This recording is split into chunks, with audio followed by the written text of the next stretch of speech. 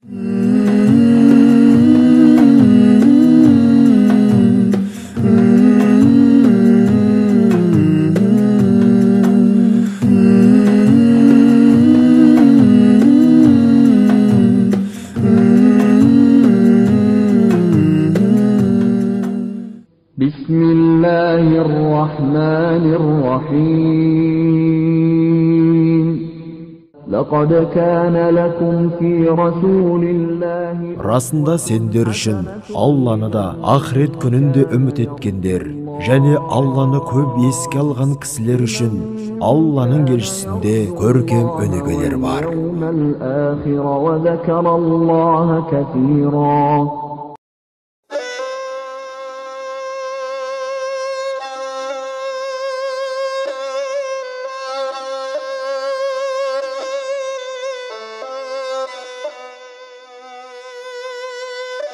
Бұл кезеңдегі қоғамның ахвалы, адамдар ақты қара деп, ізгі қасиеттерді жат қылықтарға балап, ал жат қылықтарды парасаттылық пен ізгілік санап, тағылық марапатталып, адамгершілік аяққа тапталған аянышты жағдайда еді. Қой терісін жамылған қасқырлар көбейді. Ал қойдан қоңыр момындар осы мейірімсіз қатыгез шопандардың қол астында жапа шекті. Жезөкшелік, зина секілді жат қылықтардың етек алғаны сондай, көптеген адам өзінің шын әкесінің де кім екенін білмеді. Ата тек шежіре түгелімен жойылып, шарап ішу мен құмар ойындары жаппай етек алды. Тіпті өзін-өзі өлтіру де жай дағдылы әдетке айналды. Қиылы қисық жолдармен адамдардың қанын сүліктей сору аса көрегендік әрі ақылдылық саналды. Сөздері дертке дауа, жанға шипа болар бір парасат падишасына қоғам зәру еді. Қоғамның нұр мен ақиқатқа бастар көсемге мұқтаждығы шегіне жеткенде, кенеттен рақым иесі шапағатын төкті. Сол-ақ екен, екі әлемнің шамшырағы пайғамбарлық уазипасын арқалай адамзатты қараңғылықтан құтқарып, азат ету үшін жіберілді. Әлбетте, оның келуімен түгел дүние бірден жадырап, күрт түлеп сала берді. Ақиық ақын Ахмет Шәукейдің жырлағанындай, шын мәнінде тура жол туды да, күллі әлем жарыққа бөленді. Заманның жүзі парасат пен шаттыққа кенелді. Қараңғы заман Мұхаммед салаллаху алейхи уассалам әкелген нұрлы жарықтан көзін ұяла ашып, шешек жарған гүлдей құлпырды. Сан жыл артта қалды.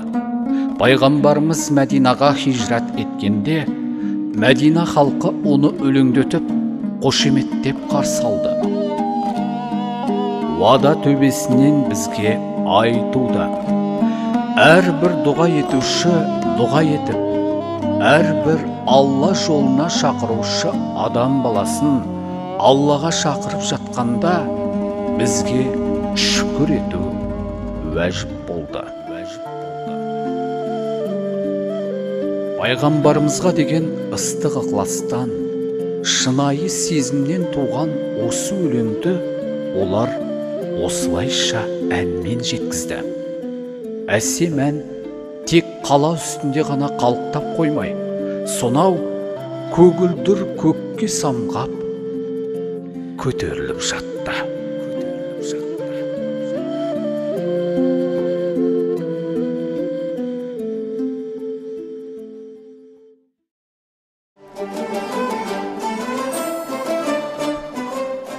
Әуелгі сөзім бисмилля-рахман-рахым. Жаратқан ием жар болса кең көсілер бұл ақын.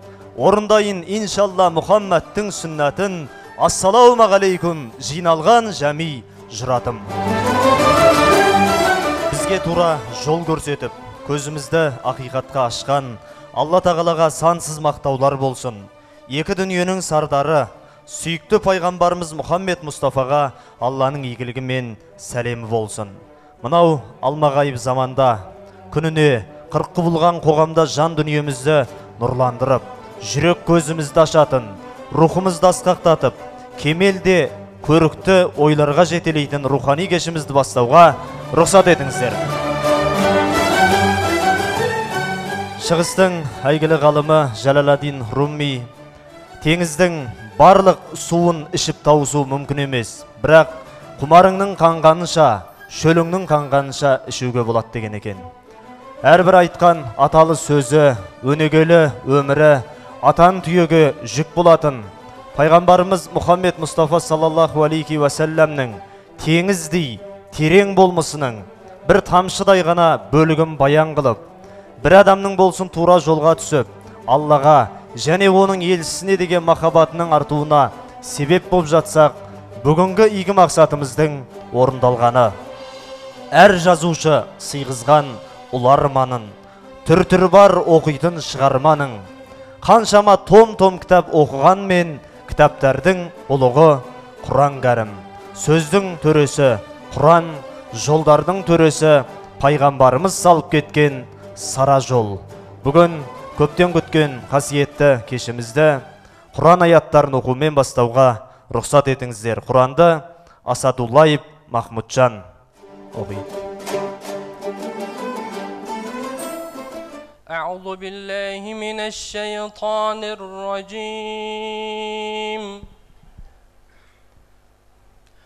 بسم الله الرحمن الرحيم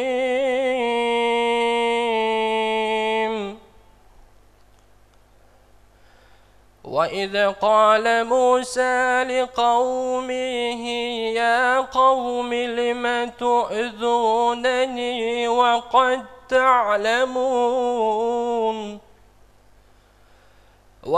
تعلمون عني رسول الله إليكم فلما ذاغوا أزاغ الله قلوبهم والله لا يهدي القوم الفاسقين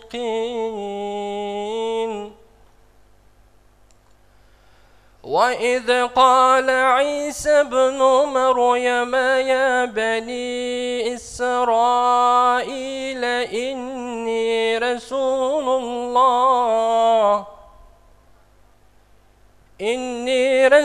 الله إليكم مصدقا لما بين يدي من التوراة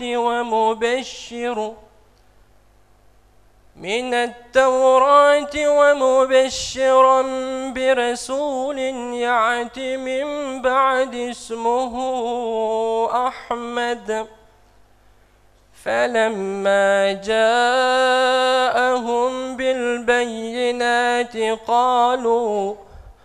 قالوا هذا سحر مبين صدق الله العظيم سبحان ربك رب العزة عما يصفون وسلام على المرسلين والحمد لله رب العالمين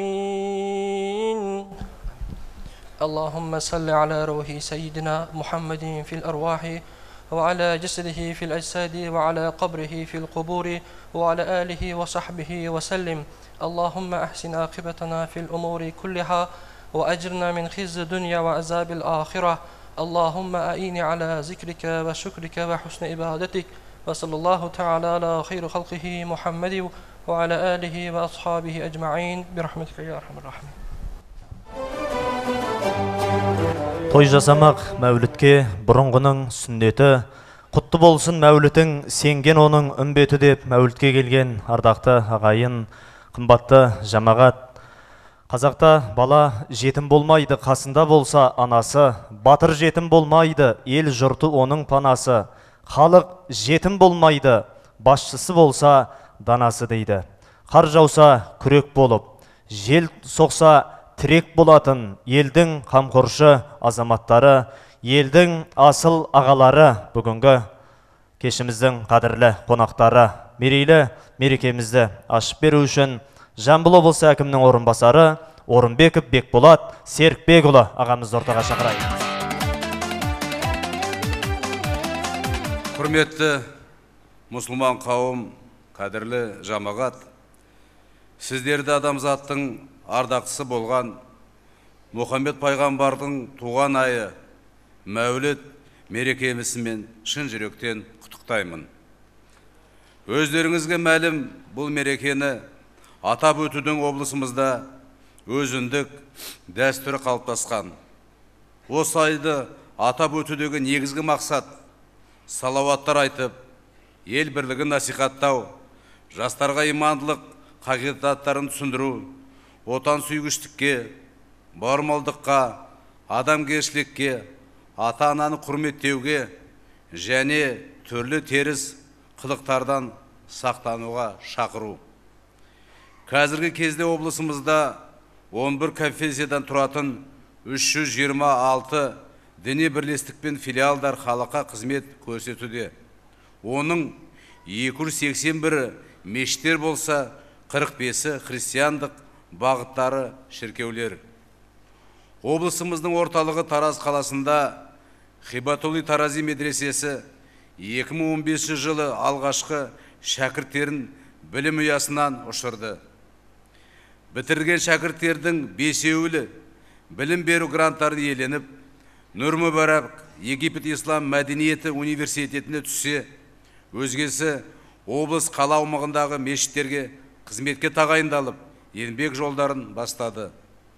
Бұл да ұлағатты имамдарымыздың атқарған жұмыстарының үлкен жемісі деуге болады. Тарих беттерін парақтай келсек, кез келген мемлекет дінсіз өркендей алған емес. Соның ішінде Қазақстанның мемлекет болып, тәуелсіздіктің қалыптасуына ислам діні үлкен рөлін атқарды. Бүгінде өздеріңіз көріп отырсыздар, көптеген мұсылман елдерінде түрлі қақтығыстар орын алып жатыр. Сондықтан қоғамға еніп кеткен пасық пиғылды топтар мен адамдардың тыныштығымызды бұзғысы келетін іс әрекеттерінен ортамызды, жастарымызды қорғай білейік. Елбасымыз 2015 жылы 30 қарашадағы Қазақстан халқына арнаған жолдауында дағдарыстың бәрі өтеді де кетеді. Ел тәуелсіздігі, ұлт мұраты, ұрпақ болашағы сияқты ұлы құндылықтар ғана мәңгі деп, алдымыздан шыққан кедергілерге кідірмей дамыған 30 елдің қатарына қосылу мақсатына біріге отырып, қадам басуға қажеттігін баса айтты. Сондықтан бүгін таңдағы қоғамда орын алып отырған келеңсіз жағдайларда пайғамбарымыздың саналы ғұмыры мен сабырлы мінезінен үлгі ала отырып, алдағы күндерге үлкен үмітпен ілгері басуымыз керек. Алла тағала елімізге, жерімізге берекетін жаудырып, халқымыздың кейін пейілі мен ізгі ниетіне сай, бірлігімізде сыза түсірмей, жақсылығын нәсіп етсін. Тәуелсіздігіміздің тұғыры биік, мемлекетіміздің мерейі үстем, еліміздің егемендігі баянды болсын. Күллі мұсылман қауымға мерейлі Мәуліт айы мұбарак болсын дегім келеді. Мерекелеріңізбен. Үлкен рахмет, Алла разы болсын. Еліміз аман, жұртымыз тыныш болсын дейміз. Марокканың орта ғасырлық тарихшысы Әл-Ифрани жұрт жайғасқан соң, ислам ғұламасы алғаш хатта пайғамбар саллаллаху алейхи уассаламның ізгі сипаттары жайында әңгімелейді. Оның туғаннан бастап өмірінің соңына дейін басынан кешкен жайттарын саралап шығады. Осындай уағыздар мен онда баяндалатын кейбір оқиғалар желісі кейінірек Мәулидия дастандарының шығуына да себеп болған дейді. Бүгін осы облысымыздың бас имамы Жұмабаев Данияр Әли Мұхаммедұлы ағамызды ортаға шақырайық. Данияр аға, мереке құтты болсын жамағат. Ассаламу алейкум, қадірлі еліміздің жұртшылығы, Жамбыл облысының азаматтары, бүгінгі мынау қасиетті ұлық мәуліт мерекесіне келген барша алыстан жақыннан келген қонақтарымыз, қош келдіңіздер. Құрметті көпшілік, міне жаңа ғана ел ағалары құттықтау сөзін, жүректен шыққан жылы сөздерін еліне, халқына жолдаған болса, шын мәнінде Алла тағаланың елімізге берген осыншалық ұлық нығметі, Алланың біздерге берген осындай тыныштығы баянды болсын деген сөзбенен бүгінгі мынау мәулітімізді, мәуліт кешіндегі алғы сөзімді бастамақшымын. Біздер бәріміз жақсы білеміз, жылдағы осы мәуліт мерекесі еліміздің барлық өңірлерінде үлкен деңгейде, үлкен көлемде аталып өтіп келеді. Осы жылы мәуліт айы кіргелі ең алғаш болып еліміздің астанасы Ақордада Қазақстанның ең үлкен Қазақстан орталық концерт залында осы мәуліт мерекесі аталып өткен еді. Сол мәуліт мерекесі ел ордамыздан бастап еліміздің шар тарапына жетіп, бүгінде Аллаға шүкірлік, мәуліт оқылмаған, мәулітті арнайы мереке етіп тойламаған елді мекен жоқ, құрметті ағайын. Бұл барлығымыздың шын мәнінде имандылыққа келгенде әрбіріміздің Аллаға деген сенімізді, пайғамбарымызға деген сүйіспеншілігімізді шынайы паш ету үшін бүгінде біздер де соның айғағы болып жиналып отырмыз, құрметті көпшілік. Барлықтарыңыздың Алла Тағала қадам ниеттеріңізді қабыл етсін. Өйткені кімде-кім осы мәуліт айының мерекесіменен келіп қуанса, ғалымдарымыз айтады, ол шынайы мұсылман деп айтқан екен. Міне бұның құрметті көпшілік, Алла Тағалам шын мәнінде пайғамбарымыз саллаллаху алейхи уассалам жөнінде біздерге қаншалықты пайғамбарымыз ұлықтаған болса, біз соншалықты пайғамбарымызды тануымыз, жыл өткен сайын қаншалықты пайғамбарымыздың өмірінен, өнегесінен білсек те, әлі де пайғамбарымыз жайлы білмейтініміз, пайғамбарымыздың шынайы өмірінен оқымай, әлі де біле алмай жүрген тұстарымыз өте көп, құрметті жамағат. Өйткені пайғамбарымыздың сүйікті сахабалары пайғамбарымыз саллаллаху алейхи уассаламды шынайы жақсы көретін, шынайы пайғамбарымызға деген сүйіспеншіліктері тіпті аз ғана сәтке пайғамбарымызбен бірге бола алмай қалса, сахабаларымыз сол сәттері, сол уақыттары аса бір сары уайымға салынып, сол уақыттары пайғамбарсыз бір өмір тоқтағандай сәттер болатын, құрметті жамағат. Оның бір айғағы, бірде пайғамбарымыз саллаллаху алейхи уассалам жорыққа шыққан кезінде кейбір сахабалары пайғамбарымыздың сол жорыққа бара алмай қалған еді. Сол сахабалардың ішінде Сәубан радиаллаху анхум де бар еді. Пайғамбарымыз жорықтан оралғаннан кейін әдетте сахабаларымыз пайғамбарымызбен қайта қауышу үшін пайғамбарымызға деген сүйіспеншіліктері арта түсетін. Яғни әр сахаба пайғамбарымызбенен қауышқанға дейін асығатын. Сонда Сәубан радиаллаху анхум пайғамбарымызбен қауышқан кезінде ол кісінің бойында сондай бір қайғы ұйлағанын, сондай бір көңілінде бір қош болмай тұрған дүниені байқаған пайғамбарымыз саллаллаху алейхи вассалам: "Я Сәубан, саған не болды? Сен неге бұндай сары уайымға салындың?" дегенде: "Я Расулалла, сіз жорыққа кеткелі 3 күн уақыт болды. Сол 3 күн мен үшін өмір тоқтағандай болды. Мен сізге деген әр уақытта сүйіспеншілігім, өмір бойы сіздің қасыңызда болсамын деген Алладан бір арманым болса, мен сол арманымды әр уақытта Құдайдан сұраймын.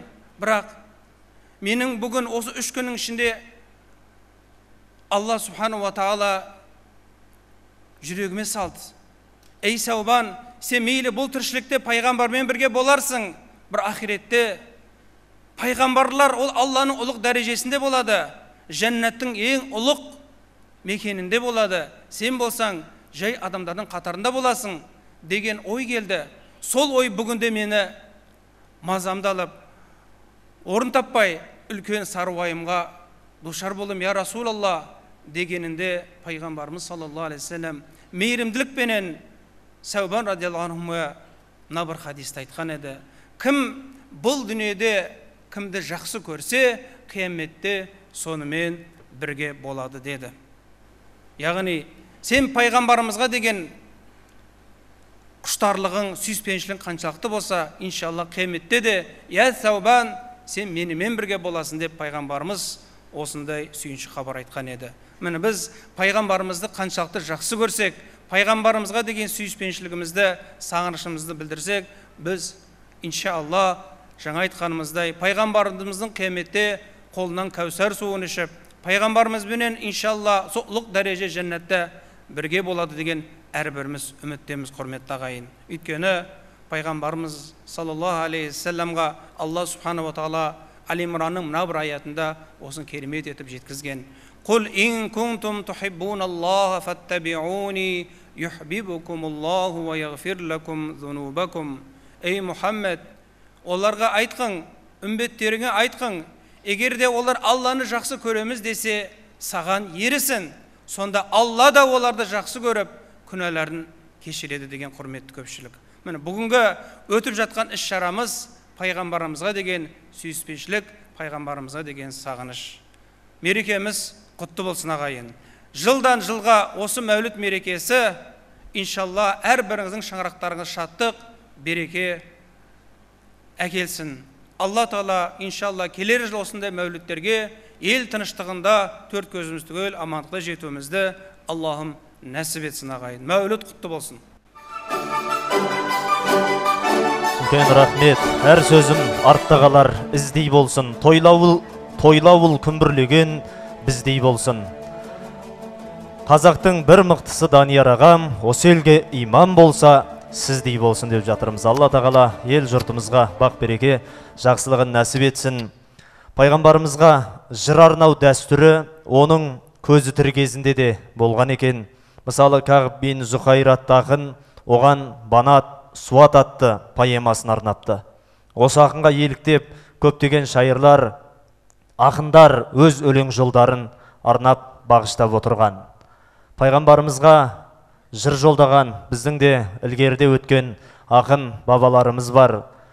Мінекей бүгін осы мәулітке арнайы қазақ тілінде өзіміздің халқымыздың қуанышы мен шаттығы, қайғысы мен мұңы, жүріп өткен жолы, тағдыр талайы, қос шекті домбыраның шанағына сыйған. Сол себептен де бүгін осы бір жырды өздеріңіздің алдарыңызға пайғамбарымыздың туғаннан бастап, оның сүт анасында тәрбиеленуі, және де оған уақидың келуі, дінге жасаған қызметі, дүниеден өтуі жайында баяндалатын өте мәнді, мағыналы, маңызды жыр. Құлағының құты бар жамағаттың үлесіне, сыбағасына ұсынылайын деп отыр. Әз Мұхаммед пайғамбар есімізге, тура жолға бастаған көшімізді, Аллаға мадақ, пайғамбарға салауат қып, мәуліт айтып жалғаймыз кешімізді деп отырмыз. Ордалы оңтүстіктен келіп отырған Мәдіхан Тәжиев бауырымыздың орындауында қабыл алыңыздар.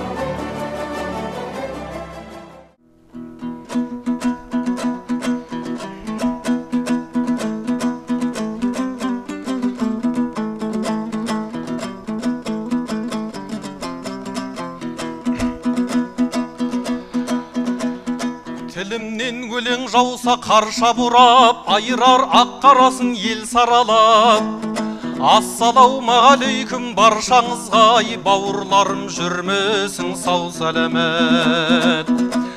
Я Алла медет берген тілімізге, рахым қыл өліміз һәм тірімізге.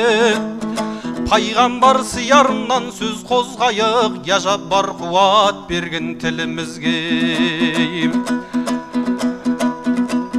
Береке бергеніңе баян бердіп, атына мақтау айттым әділ хақтың. Салауат сәлем жолдап, ықыласпен иесін ауыз қалдым шариғаттың. Алладан риза бол деп тілек қылдым, сол заттың ізін ерген сахабаттың. Хидаят жолымызды оңға бастап, хор ғилман ішінде қылбау шарбақтың. Жаңсақ жол азғындықта аулақ өтіп, нәсібін жәннаттан қыл біз бейбақтың. Пайғамбар туған күнді мәуліт дейді, иесі туған күні ақиқаттың. Өзіміз пенделікпен қиналмасақ, соншалық қатал емес шариғаттың. Мақшарда шапағатын алу үшін мәулітін оқымақ біз Мұхаммедтің. Сүннеттіп туылдырды оны кесіп кіндік, майлатып ғазиз тәнін жұмбақ сырғып. Көздері сүрмеленген құдіретімен сиярлар хабарлайды мұны жырғып. Әкеден тумай жатып жетім қалды, Алланың көрсеткені бізге сынғып. Жетімнің маңдайынан сыйпағанға, Құдайым жеткізеді бірін мыңғып. Бұрындар арабтарда кездеспеген, атады Мұхаммед деп атын тыңғып. Мақтаулы мағынасы байқағанға, шығармақ Құдай өзі бәрін шынғып. Баланы ауылды жер бағушы еді, бұл әдет қандарына кеткен сүңгіп. Біреуге бала бірге тамақ керек, бар мен жоқ өлшегенге заңы сұмдық. Әйелдер еміз етін қарамайды, жетім болса береді деп несін пұлғып. Халима кедей байғұс есегімен керуенге зорға лесіп келген жылжып. Қараса өз баласау жетіп жатыр, қутамақ сүйреп келген басын құлғып. Бесікте құндақтаулы баласы бар, асыз деп заржылайды басын шұлғып. Қошынша оған тағы бала алмақшы, тарлықта болады екен мұндай шындық. Қиналып үшінші күн әзір тауып, алда қыр пайғамбардай ықыласын қып. Білініп алғаннан ақ кереметі, кенелді бейшаралар етпей ұрлып. Емшегі екеуінен артып жатыр, есегі жұрттан озып қарғып ырғып. Сауғанмен жалғыз сиыр құт болмаушы, татымды өрісте жоқ шөбі тұрбып. Пайғамбар мұнда келіп кірген күннен, бір ғажап желіндері келіп тұрлық. Балаға сақ бол десті бір сыры бар, әйтеуір бұл келгелі болды тірлік. Құдайым несібесін тарықтырмай, балаға мәрхәмәтін салып тұрнық. 4 жастай әлсін аспан қарап, болама соншалық ес сыр танырлық. Ақ киген екеу келіп осы десіп, ішін жарып іс болдау жан шошырлық. Қорыққаннан Әминаға әкеп берді, баланың кереметін көріп білдік. Бабасы 116 жасын деді, кепілдігін өз алдау қып шүкірлік. Салауат сәлеміңді айт Мұхаммедке, сол үшін көпті жинап мәуліт қылды.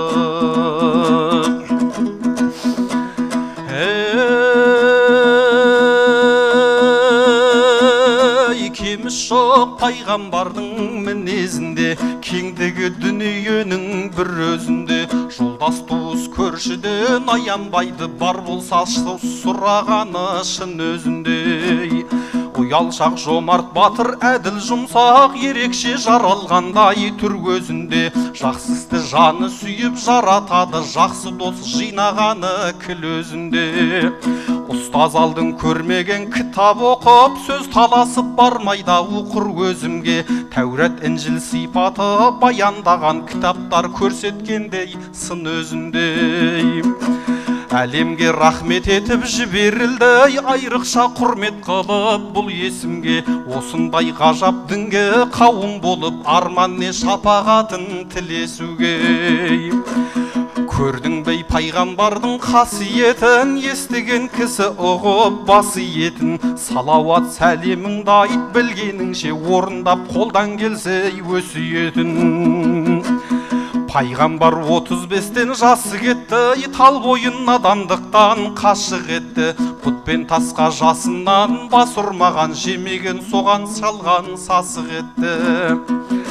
Алдау түгіл, алдау арба, ой түгіл, ау түсінде жоқ, о бастан Құдай оны асыл етті. Осындай сенім артып сүйген халық Мұхаммед әмин атын нәсіп етті. Жек көрерлік қисыны жоқ көркем мінез, көргенмен естігенді ғашық етті. Жасамай бозбалалық ойын күлкі, ізіне даналықты шашу етті. Талайын кереметтің көзі көріп, 40 жылды артқа тастап басып өтті. Хираның өңгіріндей құлдық өтіп, өзінше оңашалық тәсіл етті. Көңілі оқшаулыққа бейім болып, халықтың ұшуынан басып өтті. Ерекше түстер көріп, барған сайын бір нәрсе елегзітіп асық етті. Құдайым тәрбиелеп, осылайша үйретпек пенделігін басып епті. Қапелімде бірден артса көтермейді-ау адамзат пайғамбарлық қасиетті. Өзіне өзі таң боп бір ғажайып, жүргенде 40-қа таяп жасы кепті. Салауат сәлеміңді айт, асыл жұртын махшар күні тартқызбасын қасіретті.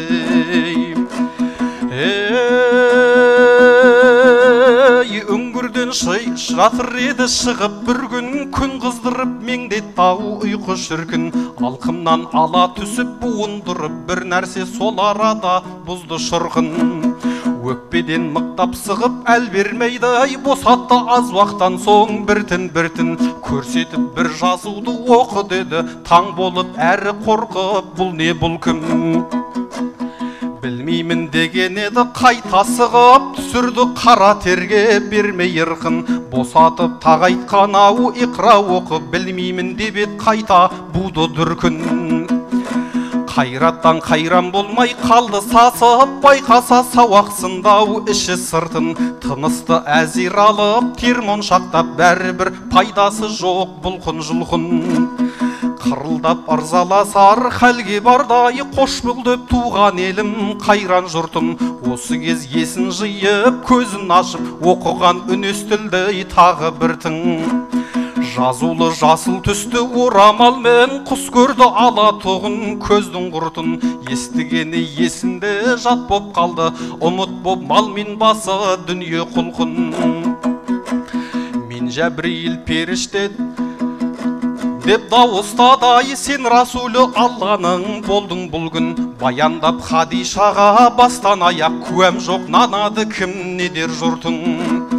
Дегесін Уарақаға алып келді, бір хабар әкелдік деп қиын бір түн. Кіседі білімі бар, көзден зағип ойлайтын, адасқан деп ара бұлтын. Бұл елдің пайғамбары бопсың деді, уа шіркін менен өтті-ау дүние сылқым. Еліңнен айдаласың, көмек керек, бозбала бағалар ма қыз бен қырқын. Жатысым мынау менің сағатым шақ, жас болсам берер медің саған арқым. Менігін қуады деп нәби аңтаң, олайша ойламайды елі жұртын. Бұрынғы пайғамбарлар сүннет осау, елінде дін ашалмас қиын бұлтым. Еліңнен сен де сұлай айдаласың, сенер деп үміттенбей мынау жұртың. Деді де көп ұзамай дүние салдау, айтқанын көрді Расул біртін. Тұтанды дін исламның шамшырағы, салауат сәлеміңді айт жазбай күндін. Тұтанды дін исламның шамшырағы, салауат сәлеміңді айт жазбай күндін.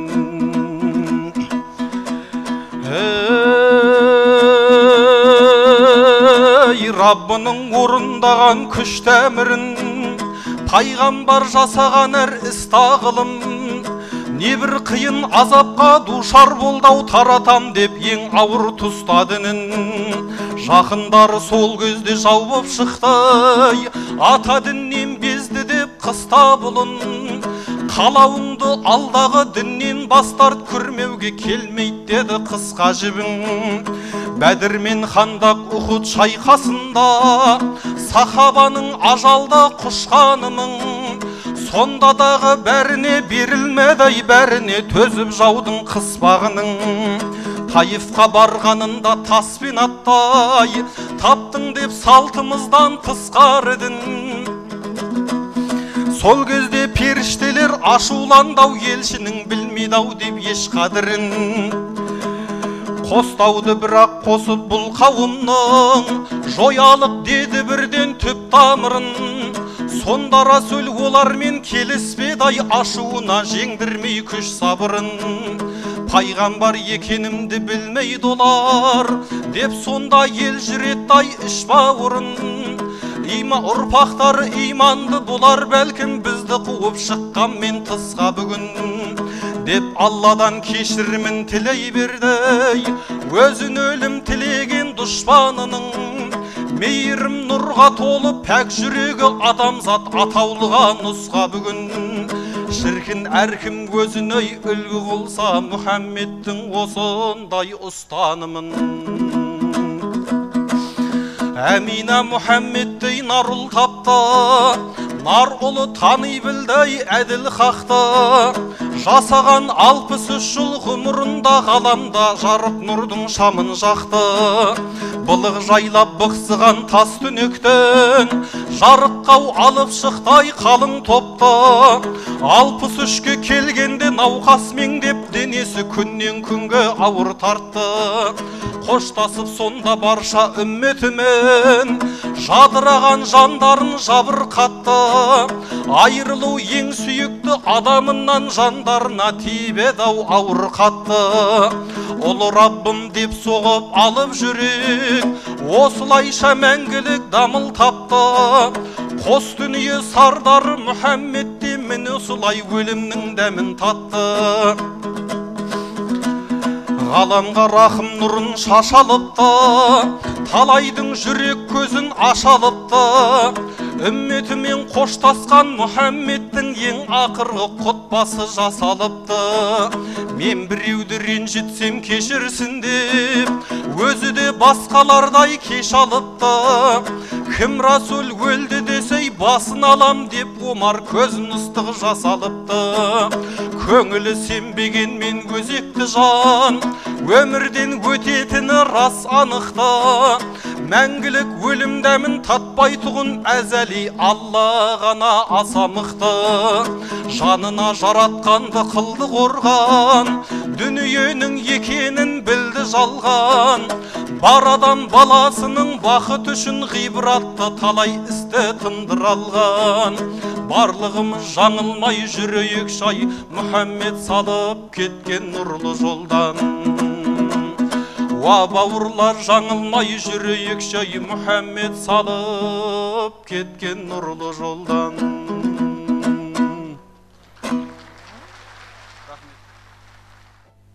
Құнанбай Өскенбайұлы 1804 жылы Семей облысына қарасты Ақшоқы қыстауында дүниеге келген.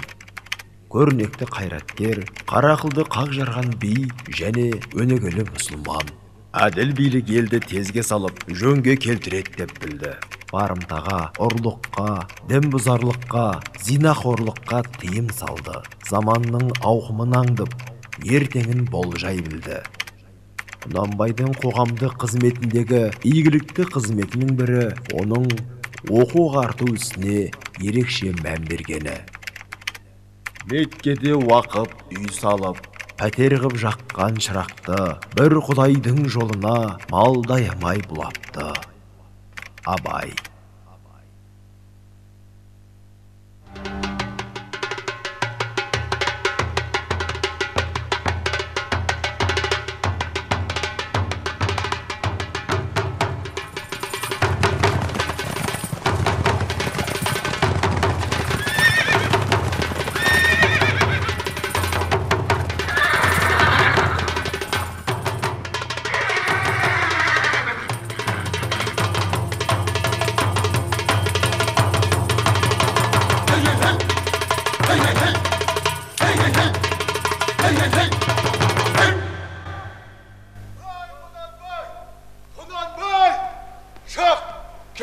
canın bolsa çık. Kunanbay. Kunanbay. Çıksan beri aytın. Kunanbay. Kaydağı yok. Vay ağalar, armısızlar. Armız bey bir şey. Kevdeden can çıkmağım korktursunuz koy. Yüzlerin soğuk, jürüslerin soğut. Artık hayırlı olsun. Yolumuzu sırak geldik. Berse koldan, vermese yolundan. Attık banızlar, susunu alınızlar. Ey, aytıp durgan sözün. Ey bey bir şey. Sen bizim sözümüzü estimey durmusun? Buların ne? Aslatkanların kalay. İt tabak ben soğusun atınday. Sağan ne yazdık Kunanbay? Şak! Kevdenge canın bolsa, tömendi görsen. Ken! Oktan! Doğrup bandırdık ha! Ya, geldin be Kunanbay. Assalamu aleyküm. Var mısınlar? Jetsem, sen geldi dememez. Adıstan sırılın bölüge jettim. Gelsem, sen geldi dememez. Konak gelgen son geldim. Ya, terekensin Kunanbay. Kördük. Selam verdin aldık. Kıya bastı deme Kunanbay. Asıgıspız. Aytarımız var. Ya. Bayşe. Pederime kırıgı. Boşar. Aytsan akınsın.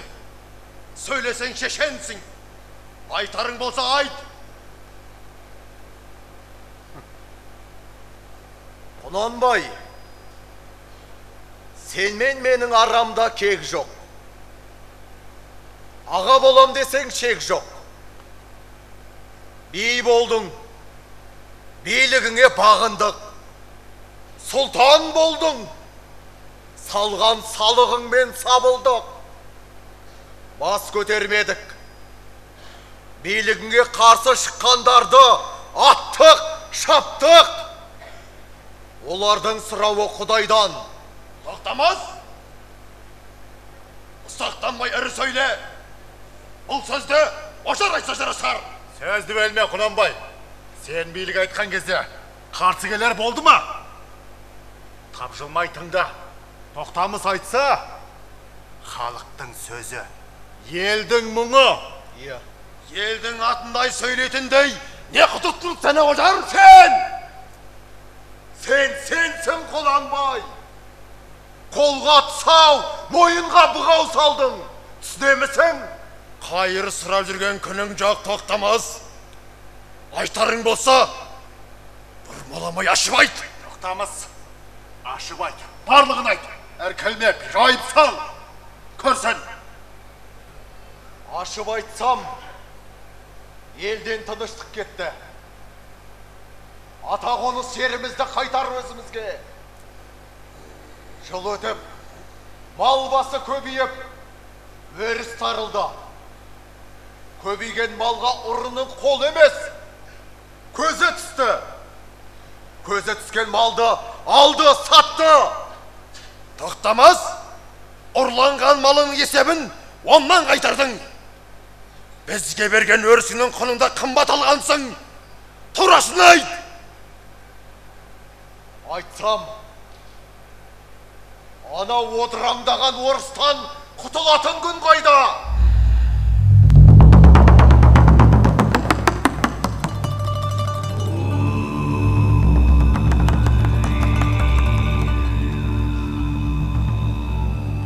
Шүйіркелесіп, не сөйлесетінді де түсінбейміз.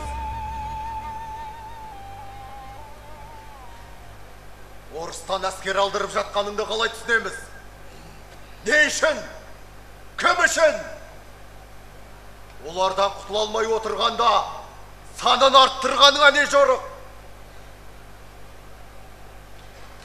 Тоқтамыз тоқтау салмаса, тоғайда елді топан қылар түрің бар. Тоқтамыз. Дұрыс айтасың, тоқтамыз. Деп түстің. Ey Құнанбай. Құнанбай.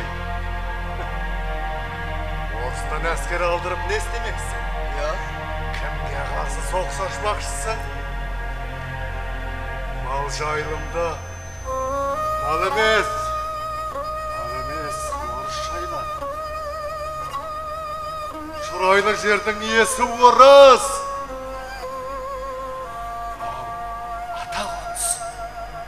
Малдың құмалағы түспеген, қарқаралы, зерен, нұра, емірен тау қорғалжынның иесі орыс. Бұған қалай жауап бересің, Құнанбай? Ошар, орыс келсе, сенің жеріңе таласып келген жоқ. Жер сенікі, қалаған жерге барда мал бақ, үй сал. Тоқтамас. Тоқтаусалардай тоқымыңды қиғам жоқ. Орыс келсе ырысыңды ішкен жоқ. Барыңды сатып, берекеңді қашырып тұрған өзің.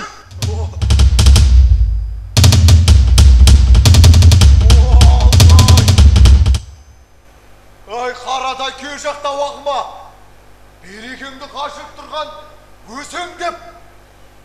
Ай, Құнанбай, қарадай жала жаптың ау сен.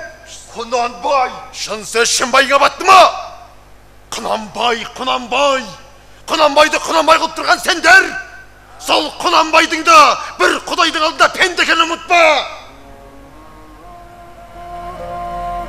Орыс келсе, қолынан жетектеп келгенім жоқ. Орыс келсе сенің ырысыңды ішкен жоқ. Түбі бір түркі жұртың. Хиуадан өзбек келіп еді. Мынау сатқыш, үй салғыш деп оны да қуып шықтың. Үрімшіден ұйғыр келіп еді. Мынау да барын сатқыш деп оны да қаламадың. Білгеннен үйренбейсің. Саудаташтарда үйрен десем арланасың. Білгеннің соңынан жүрмейсің. Солар емес пе? Малыңды саудалап, қоржыныңа теңге салған. Ашылдырған бардың істеме. Тақ жүрген ердің істемес пе? Олар Құнанбай, біз сенен орыстың не себепті келгенін сұрап тұрмыз. Қайдағы жайды айтып қиқуламай, сөздің ашығын айт. Орыс келсе, сен істемейтін істі істейді. Сендердің қолдарынан жатылбен басқа андығандарын қаңқу сөз. Орыс солдаты келсе, мешіт салуға келеді. Қарқаралыдан мешіт салдырғалы жатырмын. Хабарларың бар. Кәне, қайсың келдің? Қолыма күрек алып, қайсың кірістің ол іске? Бірінде келгенің жоқ. Орыстың солдатынан қорқасың. Күніге соғып тұлған шіркеудің қоңырауына неге шошынбайсың?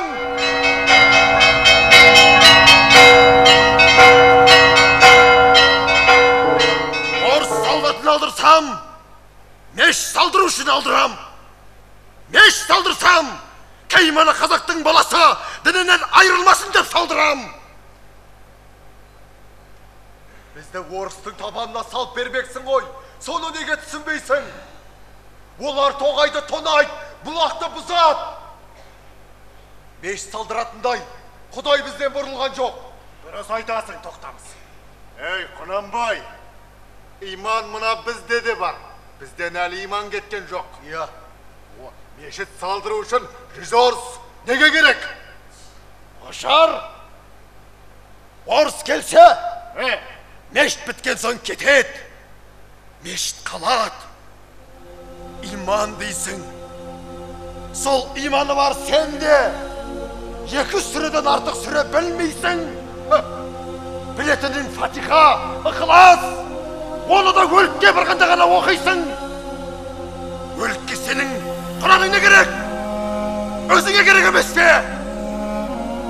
Бір ғана Фатиханың хикаясы. Бірде үлкен жорықтан оралған бір сахаба, пайғамбарымыз Мұхаммед Мұстафа саллаллаху алейхи вассаламның жанына келді де: «Я Расул, кешегі ұрыста Meni mına sausağıma kılıç tiydi dedi. Peygamberimiz sahabanın kolunu ustup durdu da, al, endi kara dedi. Sausağı kıyılgan sahaba oruna kelgenin görüp, ya Rasul, siz bugan ne istediniz dedi.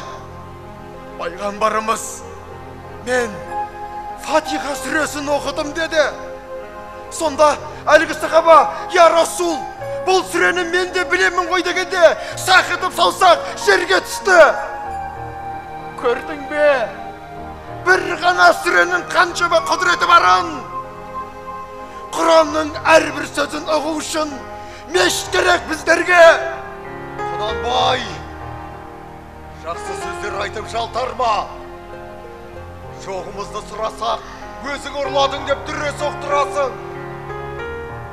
Орысты көбейттің десек, сен істемейтін істейді деп жан жұқтырмайсың. Жарайт. Көрерміз тірі болсақ, мешіт біткенше шыдармыз.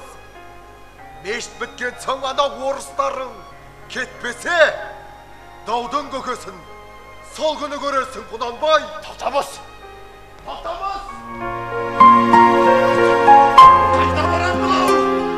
Құнанбай, сен мені тыңда. Айттым бітті, үздім, кестім. Ұрыс бұнымен біткен жоқ. Мен әлі талай келермін. Бірақ келсем, көп боп келермін. Сонда көрермін әуселеңді. Ошар!